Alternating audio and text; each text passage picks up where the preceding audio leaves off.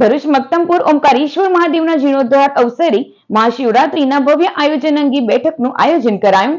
સમગ્ર મંદિર પરિસરનો વિસ્તાર આવનારી શિવરાત્રી મહોત્સવ માટે નવા જ રંગરૂપ ધારણ કરી રહ્યો હોય શિવ ભક્તોનું ધ્યાન આકર્ષિત થઈ રહ્યું છે। મહાશિવરાત્રીએ મહત્તમ શિવ ભક્તો દાયકાઓ જૂના ઓમકારેશ્વર મહાદેવના ચમત્કારિક અને અદ્ભુત જીવંત ચેતના ધરાવતા શિવલિંગના દર્શનનો લાભ લે એ માટે મંદિરને નવા રંગરૂપ અપાઈ રહ્યા છે।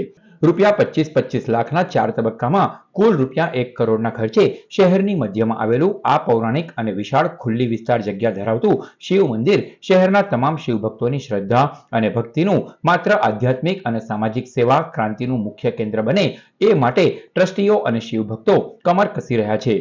આ મંદિરના પુનઃનિર્માણ અને વિકાસના સદકાર્યમાં સૌ જનતાનો પોતાની ભાગીદારી તન મન અને ધનથી કરે એ માટે શિવરાત્રીએ જુદા જુદા કાર્યક્રમોનું આયોજન કરવાનું નક્કી કરાયું છે।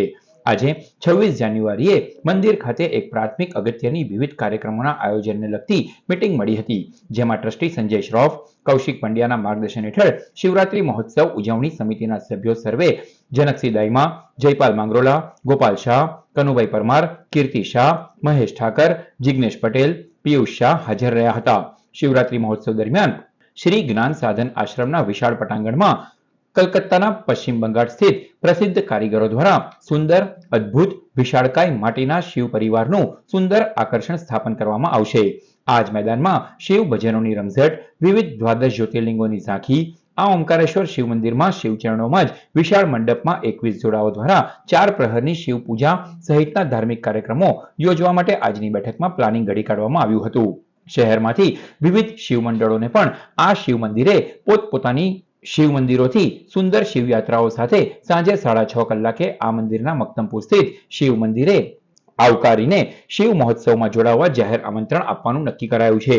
શક્ય તમામ વ્યવસ્થાઓ સાથે શ્રી સ્વામી જ્યોતિર્તીર્થ જ્ઞાન સાધન આશ્રમ ટ્રસ્ટના મંદિર ખાતે વિશાળ શિવભક્ત સમુદાય મંદિરમાં દર્શને આવે અને દર્શન કરે એ માટેનું આયોજન કરાયું છે। શિવ મહાપુરાણમાં શિવરાત્રીના 4 પ્રહરની શિવ પૂજાનું અનેરું મહત્વ છે।